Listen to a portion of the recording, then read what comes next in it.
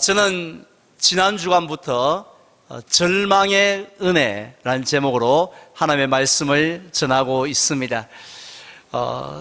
태능 선수촌에 가면요, 이 국가대표 선수들이 막 땀을 비 오듯 흘리면서 고된 훈련을 받고 있습니다. 얼마 전에 그 선수들이 입고 있는 훈련복에 이런 문구가 새겨져 있는 것을 보았습니다. No cross, no crown. 좀 쉽게 의역을 하면 이 훈련의 그 고통스러운 땀을 흘리지 않으면 올림픽 금메달의 그 영광은 꿈도 꿀 수 없다라는 것입니다. 사실 이 땅에 사는 이 사람들 가운데 이 고난 또는 이 고통을 좋아하거나 사모하는 사람은 단 한 명도 없습니다. 예전에는 그 부모님들이 자식들에게 그런 말씀도 많이 했지 않습니까?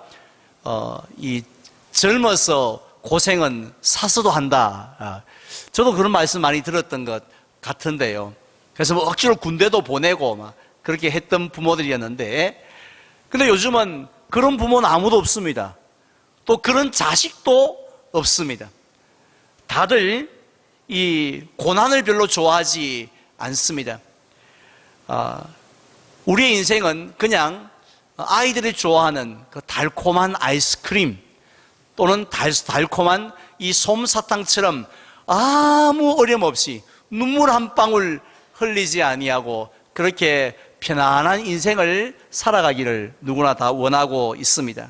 그런데요, 우리가 그토록 원하는 그 달콤한 그 금메달 같은 그 영광은 어느 날 하늘에서 뚝 떨어지는 법이 없습니다. 그랬으면 얼마나 좋겠습니까마는 절대로 그런 법은 없는 것 같습니다. 고난이라는 길고 어두운 그 터널을 반드시 통과해야만이 비로소 영광이라는 목적지에 도달을 합니다. 우리가 맛있게 먹는 사과 하나만 해도 그렇지 않습니까? 저희 어른이 사과 농사를 오래 지으셨는데요, 그냥 이 가을에 따는 사과 하나를 얻기 위해서는 가만히 있어서는 안 됩니다. 그냥 비둥비둥 놀아서도 안 됩니다. 봄철 아직 사과가 꽃도 피기 전부터 수고의 땀을 흘려야 하는데 언제까지요? 이 가을에 열매를 거두는 그 순간까지 이 수고를 쉬지 않아야만이 비로소 맛있는 사과 하나를 얻을 수가 있습니다. 그런데 이 성경 말씀에 보면 우리의 신앙생활의 원리도 똑같다는 거예요. 지름길이 없다는 것입니다. 왕도가 없다는 것입니다. 지난 주일에 말씀을 드린 것처럼 우리들은 이 아이들이 좋아하는 그런 달콤한 아이스크림처럼 우리들도 어른들도 달콤한 복음을 좋아한다고 말씀을 드렸습니다. 그래서 내가 11조 하는 순간, 예수 믿는 순간, 헌신하는 순간, 그때부터 건강의 복, 물질의 복, 만사 형통의 복이 쏟아지기를, 물부터 쏟아지기를 그렇게 사모하면서 신앙생활을 합니다. 그런데 하나님께서는 이러한 우리의 마음을 왜 모르시겠어요? 다 알고 계심에도 불구하고 우리를 인도하시는데 이 고난의 광야로 인도를 하신다는 것입니다. 특별히 올해를 한번 생각해 보십시오. 올해는 코로나19라는 단 한 번도 경험해 보지 못했던 전염병의 광야 한가운데로 우리 모두를 인도하셨습니다. 그래서 많은 성도들이 언제 끝날지 모르는 이런 전염병의 이 광야 한가운데서 우리는 절망하고 한숨 쉬고 낙심을 하고 있습니다. 자, 그렇다면 전능하신 하나님께서는 왜 그토록 사랑하시는 우리들을 이렇게 광야로 그렇게 인도를 하실까요? 이유는 간단합니다. 그것은 그 광야를 통해서 우리가 잃는 것도 많지만은 우리에게 주시고자 하시는 놀라운 은혜가 있기 때문인 줄 믿습니다. 그 절망을 통해서 우리에게 주시고자 하시는 놀라운 축복이 있기 때문인 줄 믿습니다. 그래서 시편 119편 기자는 이렇게 고백을 했습니다. 우리 다 같이 한 목소리로 봉독할까요? 고난 당한 것이 내게 유익이라. 이로 말미암아 내가 주의 율례들을 배우게 되었나이다. 아멘. 실제로 히브리서 11장, 이 믿음장에 나오는 그 위대한 신앙의 인물들을 한번 살펴보십시오. 그들 가운데 하나님께서 힘든 광야로 인도하지 아니하고요, 편안하게 죽을 때까지 그렇게 이끄셨던 사람이 누가 있습니까? 단 한 명도 없습니다. 믿음의 조상이었던 아브라함도 광야로 인도하셨습니다. 모세도 그래 하셨고, 심지어는 하나님의 마음에 합하였던 다윗만큼은 열외 그렇게 좀 시켜줘도 우리가 할 말이 없지 않습니까? 그런데 하나님께서는 그 누구보다도 힘들고 어려운 광야길로 이 다윗을 인도하셨습니다. 우리는 이러한 하나님의 역사들을 오늘 본문에 나오는 이 야곱이라는 인물을 통해서도 발견할 수 있습니다. 우리가 잘 알고 있는 것처럼 야곱에게는 한 가지 재주가 있었습니다. 남들도 다 가지고 있는 그런 재주가 아니라 다른 사람들이 꿈도 꾸지 못하는 탁월한 재주가 있었습니다. 우리 옛 속담에도 군뱅이는 구르는 재주가 있다고 하는데, 도대체 야곱에게 뭔 재주가 있었느냐 하면요, 야곱은 이 궁지에 몰렸을 때에, 막다른 골목에 갇혔을 때에 기가 막히게 탈출하는 그런 재주가 있었습니다. 보통 대부분의 사람들은 궁지에 몰리면 어떻게 합니까? 몇 번 시도해 보다가 나는 안 되겠다 하고 대부분 다 궁지에서 자포자기하지 않습니까? 근데 야곱은요, 정말 남들이 볼 때 분명히 저 사람 포기할 것 같다, 이제는 끝났어, 저 사람 인생은 이제 종쳤어, 이런 순간을 당했지만 그때마다 기가 막힌 아이디어로, 기가 막힌 재주로 그것을 빠져나갔습니다. 예를 든다라면은, 그는 이 동생으로 태어났기 때문에 장자만이 받을 수 있는 그런 하나님의 축복을 받을 수가 없습니다. 아마 다른 사람 같으면 내가 동생으로 태어났는데 이게 팔자지 뭐, 그냥 형님 하고 형님한테 그냥 형님 거나 좀 얻어먹고 살아야지, 이 정도 생각하지 않겠습니까? 그런데 이 야곱은 어떻게 합니까? 형 에스가 그 사냥터에서 돌아왔을 때 그 배고픔, 그걸 딱 연구해서 그걸 또 이용해가지고요, 겨우 팥죽 한 그릇에 장자권을 사버리는 그런 기가 막힌 재주를 가진 사람이었습니다. 그리고 또 이 아버지인 이삭이 죽기 전에 이제 이런 사실도 모르고 형 에서에게 축복하려 했을 때 사실은 게임 끝난 거 아닙니까? 아버지가 축복하겠다는데 뭐 어떻게 할 거예요? 하지만은 이 야곱은 어머니의 이 도움을 받았지만 결국에는 아버지 앞에서 제가 애씁니다, 복 주이소, 이렇게 해서 그 복을 가로챘던 사람이었습니다. 나중에 이 사실을 알게 되어진 에스가 그를 죽이려 하지 않습니까? 그때는 어떻게 합니까? 멀리 외삼촌 집으로 도망함으로 궁지에서 벗어납니다.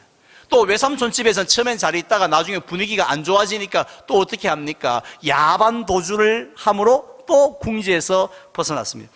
인생에 수많은 고비를 당했지만 야곱은 불사조예요. 한 번도 쓰러지지 않는 겁니다. 기가 막히게 일어나는 겁니다.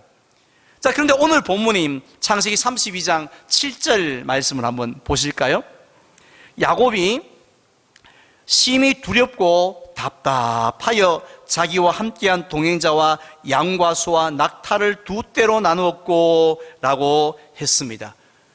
이 천하의 불사조 야곱이 왜 이렇게 심히 두렵고 떨고 쫄았습니까? 그것은 형 에서의 소문을 들었기 때문입니다. 형 에서가 20년 지나면 다 잊을 줄 알았는데, 세월이 약이라 생각했는데, 형이 20년 동안 계속해서 뭘 갑니까? 복수의 칼을 갈고 있었던 거죠. 이놈 돌아오기만 해봐라, 내가 살려두나봐라 하고는 그 칼을 갈았는데, 동생이 돌아온다는 소식을 듣고는 무려 400명이나 되는 군인들을 이끌고 이제 복수를 하기 위해서 달려오고 있다라는 소식을 들었습니다. 한마디로 진퇴양난이었죠. 지금까지 산전수전 공중전 다 겪었던 야곱입니다. 그런데 지금 상황은요, 아무리 밤을 새서 생각을 해봐도, 아무리 머리를 짜내어도, 지혜를 모아도 길이 보이지 않는 거예요. 야, 이거 어떡하지? 야, 이러다 가면 진짜 끝장나겠다. 진짜 끝장나겠다. 이런 생각이 들었다는 것입니다. 자, 그런데 야곱은 어떻게 했습니까? 마지막 이 상황에서도 숨겨놓은 카드가 하나 있었습니다. 히든 카드라 그러죠. 야곱이 꺼낸 마지막 히든 카드는 뇌물 작전이었습니다. 예나 지금이나 문제를 해결하는 방법은 두 가지입니다. 하나는 합법적으로 해결하는 것이고 하나는 불법적으로 해결을 하는 것이에요. 주로 보면 불법적으로 해결할 때가 더 많은 것 같고 더 빨리 해결되어지는 것을 보게 되어지는데, 불법적으로 문제를 해결하는 가장 확실한 방법이 뭐냐? 바로 뇌물이지 않습니까? 왜냐하면 이 물질 앞에 장사가 없기 때문입니다. 우리 어른들 보통 세월 앞에 장사 없다 그렇게 정정하던 어른이 보래 90 넘으니까 저렇게 기력이 없으시네 이렇게 말을 많이 하죠. 그렇죠. 세월 앞에 누가 장사가 있습니까? 그런데 사실은 물질도 만만치 않습니다. 물질 앞에 장사가 없는 것 같습니다. 그래서 우리 구약 성경에 보면 이 미가서라는 소선지서가 있는데요. 이 미가 선지자가 활동했던 시대가 바로 이 남유다 왕국의 히스기야 왕 시대였습니다. 자, 그런데 그 시대에 이 선지자들을 향해서 책망을 하면서 뭐라고 말했냐면, 우리가 생각할 때에 와, 하나님의 선지자들이라면은 진짜 목에 칼이 들어와도 뭐 어떤 유혹 앞에도 흔들리지 않을 사람처럼 그렇게 다들 보지 않습니까? 그런데 뭐라고 책망하냐면, 너희들은 성도들이, 백성들이 입에 먹을 것을 채워주면 그 사람에게 평강, 축복 이렇게 복을 내려주고, 입에 아무것도 안 채우고 빈손으로 와서 기도해 주이소 이렇게 막 멸망, 심판, 저주 이렇게 하는도다 하면서 그를 책망하는 그런 내용이 나옵니다. 바로 그게 이 뇌물의 힘 아니겠습니까? 근데 이런 뇌물의 힘을 야곱은 잘 알고 있었던 것 같습니다. 그래서 13절 이하에 보면은 형의 마음을 돌리기 위해서 이제 예물을 준비하는데요. 다다익선이라는 말이 있습니다. 한두 마리의 짐승이 아닙니다. 자기가 피땀 흘려서 모았던 그 많은 재산 아낌없이 그렇게 수백 마리의 그 짐승을 형에게 보내는데, 그것도 한 차례만 보는 게 아니라 여러 차례 분납해가지고 일시불이 아니라 분납해서 그렇게 해서 보내게 되어집니다. 보통 때 같았으면은 이제 물질의 양이 엄청나기 때문에 두 다리 쭉 뻗고 잤을 텐데, 이상하게도 그날 밤은 야곱이 그렇지 않습니다. 시간이 가면 갈수록 불안해졌고 초조해졌습니다. 그래서 불안해 답답하지 하여 견딜 수 없었던 것입니다. 그래서 지금 홀로 약복강의 강가에 서 있는 모습을 보는데요. 자, 이러한 야곱의 모습을 볼 때에 사실 얼마나 초라합니까? 아이고, 그렇게 바둥바둥 살더니만, 그렇게 뼈 빠지게 그렇게 일하고 양 키우고 아버지 속이고 그렇게 해대사더니만은 결국에는 지금 이 모양 이 꼴밖에 안 됐구나. 우리가 볼 때 얼마나 초라한 인생입니까? 그런데요, 하나님의 관점에서 보면 그렇지 않다는 겁니다. 세상 사람들 볼 때는 아이고 저 야곱 하면서 우습게 보는지 모르겠지만, 하나님께서 바라보시는 그 야곱의 모습은 그렇게 초라하고 그렇게 불쌍한 모습이 아니라 오히려 아름다운 모습이었을 거라 저는 생각합니다. 이유가 뭐냐면, 지금 이 순간에 야곱이 비로소 뭘 발견했냐면, 자기 자신의 모습을, 연약한 자기 자신의 모습을 있는 그대로 발견하였기 때문입니다. 내가 이것밖에 되지 않는구나. 내 힘이, 내 지혜가, 내 능력이 이것밖에 되지 않는구나 하는 것을 비로소 깨닫는 순간이었기 때문입니다. 우린 보통 자신의 강함에 집중을 많이 합니다. 나는 영어도 잘해요. 나는 뭐도 잘해요. 난 운동도 잘해요. 잘하는 것들 자꾸 이야기를 합니다. 왜냐하면 반대로 못하는 것을 생각하면 점점 더 비참해지기 때문에 그렇지 않습니까? 자, 그런데 우린 자꾸 연약한 모습은 생각지도 않으려고 하는데요. 그런데 성경에 보면 자신의 그 연약함, 부족함을 있는 그대로 발견한 사람이 복이 있다라고 말씀을 했습니다. 왜냐하면 내가 잘났다고 생각하는 사람에게 하나님이 은혜를 부어주신 것이 아니라, 성경을 보세요. 내가 못난 놈입니다 이렇게 생각하는 사람에게 하나님이 은혜를 부어주십니다. 하나님이 사용하시는 사람도 그렇습니다.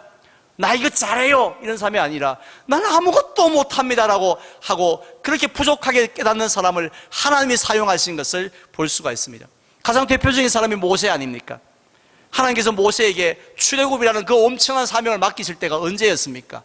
애굽 왕자로 있을 때, 천하를 호령할 때, 너무 부러울 거 없었을 때, 그때에 그에게 그 사명을 맡긴 게 아니었죠. 언제였습니까? 80세가 돼서 이제는 은퇴를 해야 되고 기력도 없고 양이나 치는 군인 한 명 거느리지 못했던 그런 모세. 그래서 하나님 앞에 내가 누구이기에 바로에게 가며 내가 누구이기에 내가 이스라엘 백성을 건져내릴까라고 그렇게 진짜로 고백했던 그 모세의 모습을 보시면서 네가 출애굽 사명을 감당해야겠다 하고 맡기는 것을 볼 수가 있지 않습니까?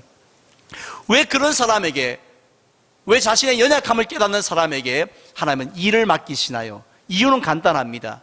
자신의 연약함을 제대로 깨닫는 사람들에게 나타나는 공통적인 현상이 하나 있는데요. 한번 따라 할까요? 하나님께 전적으로 매달린다. 예, 그거예요.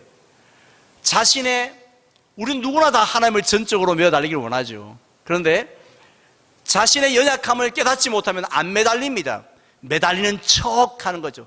기도하자 하니까 기도하는 척 하고, 마지못해 예배하는 척 폼만 잡지만 정말 wholeheartedly 온 마음을 다하여서, 온 뜻을 다하여서 하나님 앞에 매어달린 사람은 어떤 사람일까요?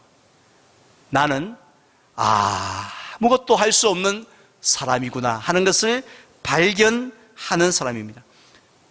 대구에는 납작만두가 유명한데 진짜 납작만두처럼 하나님 앞에 납작 이렇게 엎드려서 하나님, 나를 좀 불쌍히 여겨달라고, 내게 좀 은혜를 베풀어 달라고 그렇게 구하게 됩니다. 왜냐하면 하나님 이외에는 길이 없음을, 방법이 없음을 깨달았기 때문입니다. 오늘 본문에 나오는 야곱도 마찬가지입니다. 야곱은 자신의 연약함을 깨닫고 어떻게 변화되었습니까? 24절 말씀 보십시오. 제가 봉독합니다. 야곱은 홀로 남았더니 어떤 사람이 날이 새도록 야곱과 뭐 했다고요? 씨름하였다고 했습니다. 이 씨름이 바로 우리 TV에서 보는 레슬링입니다.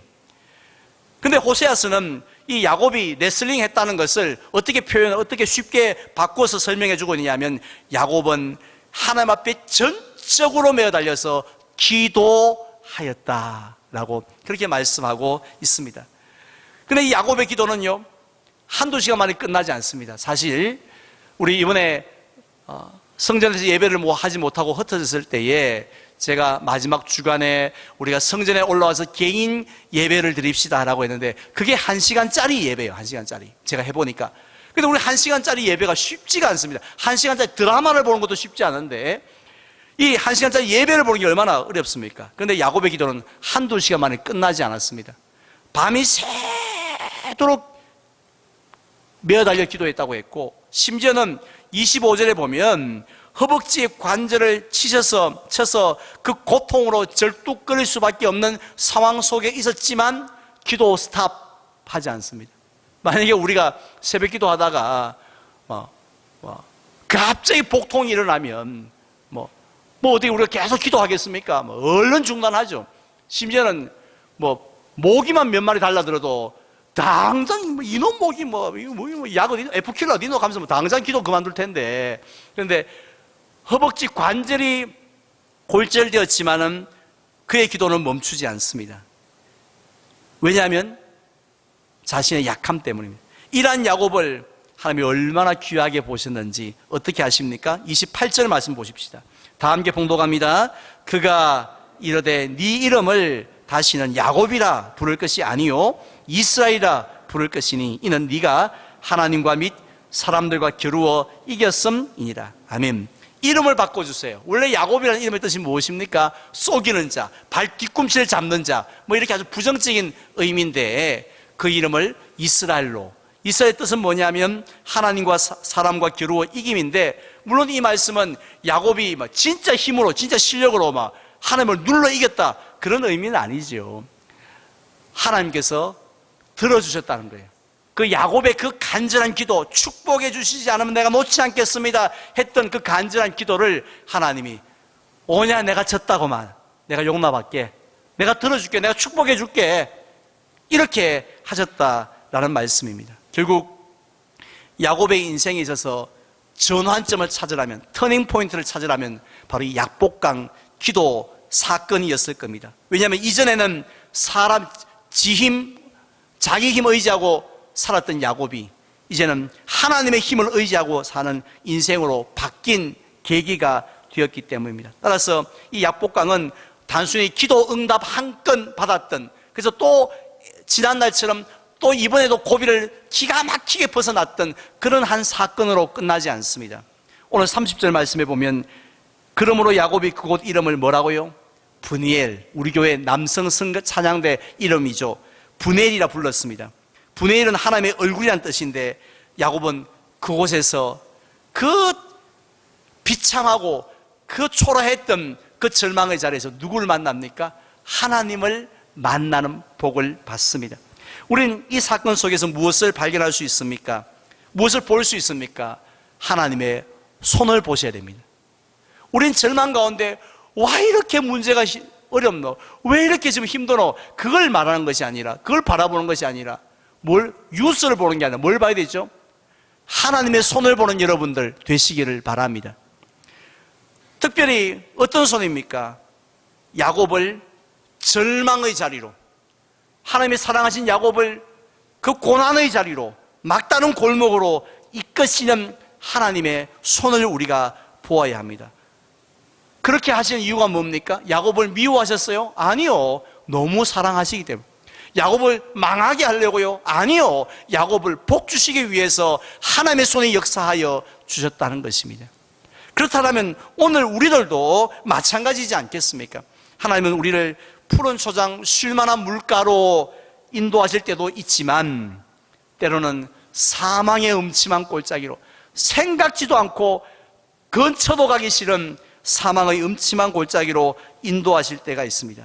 그래서 야곱처럼 혼자 절망의 자리 한가운데 떡 세워주실 때가 있다는 거죠. 왜 그렇습니까? 하나님 우리를 낮추시기 위함입니다. 우리에게 복 주시기 위함입니다. 우리를 사용하시기 위함인 줄 믿습니다. 제가 우리 교회 부임해서 보니까, 다른 교회도 그렇겠지만 특별히 우리 교회는 이 어떤 분들이 많았냐면 핍박받는 여자 성도님들이 많았어요. 아유, 남편들이 얼마나 고집들이 센지, 교회 가는 거를 반대하는 정도가 아니라 핍박에 핍박을 받아서 이 눈물 저 눈물 흘리는 그런 여자 성도님들 많았습니다. 그런데 어느 땐가 뒤돌아보니 그 완악했던 그 죄송합니다. 그 강팍했던 그 남편분들이 한 분 교회 근처로 나타났다가 사라졌다가, 바자회 때 왔다가 국수 먹으러 왔다가 갔다가 하시면 어느 날 예배 자리에, 세례받는 자리에, 집사 임명 받는 자리에 서 있는 것을 저와 여러분들이 목격하게 되었습니다. 지난 주간에도 그 중에 한 분이 주님의 부름을 받았죠. 유족들이 이런 말씀하셨습니다. 그렇게 핍박할 때는 교회 식구들끼리 모여가 교회 말도 못했대요. 자식들하고 교회 얘기하다가 아버지 들어오면 교회 이야기 안 하고, 헌금도 몰래 꼬부쳐 놨다가, 표준말인지 모르겠지만 꼬부쳐 놨다가 하고 그랬는데, 그랬던 남편이 예수 믿고 나니 헌금 먼저 챙기고 11조 먼저 챙기고, 사실 먼저 된 자가 나중 된다라는 그 성경 말씀처럼 오히려 먼저 믿었던 우리가 부끄러울 정도로 주일 예배 준비하고 헌금 준비하는 그 주님 사랑하는 모습을 보았다고 했습니다. 결국 되돌아보니 어떻습니까? 그 고난에 하나님이 인도하셨던 그 절망의 자리는 저주의 자리가 아닙니다. 하나님을 만난 자리인 줄 믿습니다. 하나님이 역사하셨던 자리인 줄 믿습니다. 그러니까 그것이 내 인생의 저주가, 안 믿는 남편이 저주가 아니었다는 것이죠. 저주라고 생각했는데, 내 남편도 어느 집 장모님처럼, 어느 집사람처럼 모태신앙이 돼가지고 막 남편이 막 교회 안 가나 하면서 막 이렇게 해서 막 얼마나 좋을까 싶었지만, 근데 지나가서 생각해 보니 그 남편이 바로 그 자리가 은혜였고 축복이었다라는 것입니다. 이제 저는 말씀을 맺고자 합니다. 혹시 절망의 자리 한가운데 계신 분 우리 중에 있습니까? 어쩌면 우리 모두가 다 그 자리에 서 있다고 해도 과언이 아니죠. 그렇다면 하나님의 손을 바라보십시오. 우리가 뭐 잘못 살아가 여기 온 거 아니에요. 뭐 우리 교회가 뭐 회개를 안 해가지고 그래서 지금 우리가 지금 코로나에 힘든 것 아닙니다. 하나님께서 우리를 여기까지 인도하셨습니다. 사랑하시기 때문입니다. 낮추시기 때문입니다.